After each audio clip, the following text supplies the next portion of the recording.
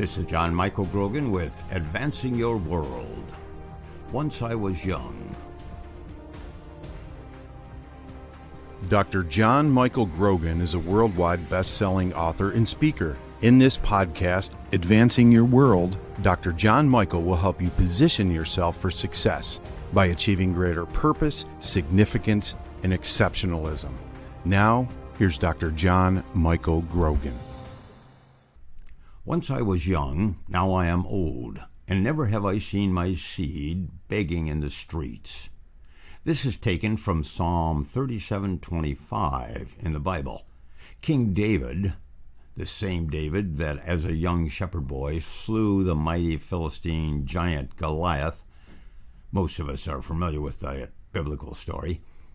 Well, later, as Israel's king, he had a problem. He had an eye for the ladies. Many men struggle with this. I know I did. I still do at times. This can be neutral or it can be bad. The first thing that attracts people to one another is, in most cases, physical appearance. Then things like common interests and compatibility take us deeper into the relationship. Interestingly, when David was on his deathbed, he was chilled and could not get warm. The decree went out to find the most beautiful virgin girl in all the kingdom. When found, she was directed to lie next to the king in order to keep him warm. This seems a strange paradox, putting a young virgin girl next to an old man who struggled all of his life with this besetting sin. Why would they do such a thing? At first blush, it just doesn't make sense. But God's ways are higher than our ways. God was demonstrating to King David that because of his trust in God, that he could change outcomes. He granted David the victory over this common character flaw. The flesh wars against the spirit and will until we die. I'll be right back. Learn how to achieve top-of-mind awareness within your local target market. Hi, my name is Lovely Lancaster, entrepreneur, speaker, and author of the Ultimate Toma Marketing Plan for the Super Successful. This book was written to help business professionals grow market share, profit margins, as well as community fan base using target marketing and strategic growth techniques. So secure your copy on Amazon or by texting the word TOMA, T-O-M-A, to 31996. You will receive discounted pricing on the book as well as other promotions and book tour information such as dates at a bookstore or university near you. The Ultimate Toma Marketing Plan, now available on Amazon, Audible, Books A Million, and Barnes & Noble stores near you. I want to share with you today something called the cycles of life. These cycles are usually measured in decades. For example, when I was in my 20s, I was, like most others my age, sophomoric, that is, intellectually pretentious, conceited, overconfident, and laboring under assumed knowledge. Louis Armstrong, one of the most influential figures in American jazz, said, "Some folks, if they don't know, you just can't tell them." In my 30s, I was oh so ambitious and full of myself, as I pretended to be something and someone I was not. I took on the veneer of an eternal optimist. I could leap tall buildings in one bound, and believed nothing could stand in the way of my success. I could achieve anything I set my mind to. It can be devastating when we come to realize that this is a misnomer. Many are misled by Pied Pipers, motivational speakers who make a good living convincing us that if we emulate their gospel, we too can be rich and famous. The truth is, if God didn't put that marble in us, we just ain't going to be an astronaut or president.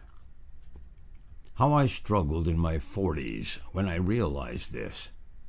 With my flawed self-talk of shoot high, the world is your oyster, I can be the best at anything I strive for, turned out to be erroneous. Seeds planted in my own mind, my harvest was false expectations and disappointment.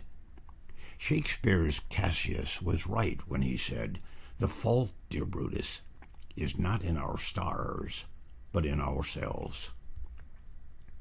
Eventually, I came to feel like a blindfolded man in a dark room looking for a black cat that just wasn't in there. Then in my 50s, I came alive, really alive. I not only let God become chairman of the results committee, but discovered two types of people that forced me to make a major decision about life course changes. There are people who don't know and don't know that they don't know. These people will most likely keep repeating their mistakes, perhaps throughout their lifetime. Then there are those who don't know, but know that they don't know.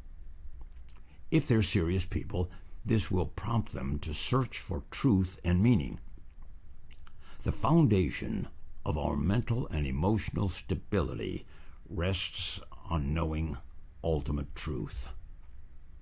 In my 60s, how at peace and victorious I felt. Not that I didn't stumble and fall periodically, but I recovered faster. I was like the prize fighter who, when asked what kind of a fighter he was, said, "When I'm knocked to the canvas, on the way down, in my mind, I'm getting up." Life, in many ways, is like a prize fight. Without resolve, determination, and perseverance, when knocked down, we will choose flight rather than fight. Life is not for the faint of heart, if you haven't noticed. In my 70s, I continued my pilgrimage in peace and with confidence. If you want to be comforted, read Psalms in the Bible. If you want direction about how to live life, read Proverbs. Now I'm in my 80s, the winter season of my life, and I'm at ease with my mortality, and most often with my morality. I will say, though, that I'm no longer buying unripe bananas, and I'm eating dessert first. You just never know.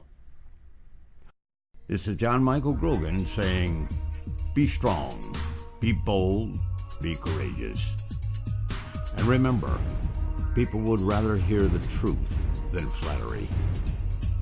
Sign up for exclusive access to Dr. Grogan's newsletter, and as an added bonus, you'll receive access to the growth chart that Dr. Grogan talks about in the podcast Majoring in the Majors. Visit johnmgrogan.com and sign up today. That's johnmgrogan.com. And don't forget, subscribe to Advancing Your World on your favorite podcast app.